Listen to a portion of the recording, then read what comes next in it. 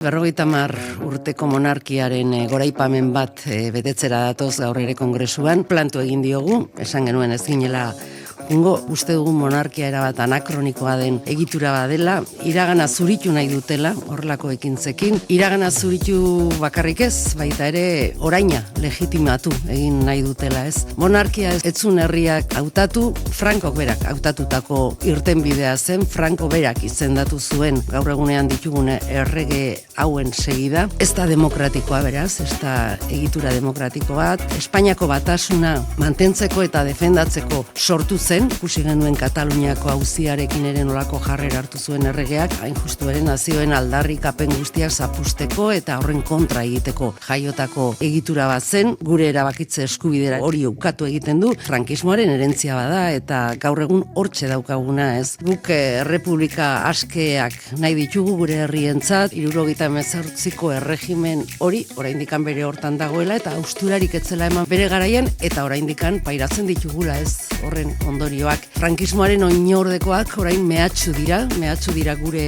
herriaren aurka, autogobernuaren aurka, hizkuntzaren aurka ere, gure kulturaren aurka. Kalean daude, kalean ikusten ditugu, provokazio hoietan etortzen direnean, uste dugu zirrikiturik ere ez dela utzi behar, aurre egin behar zaiola eta horregatik bihar Bilboko manifestazioa hain garrantzitsua da ez.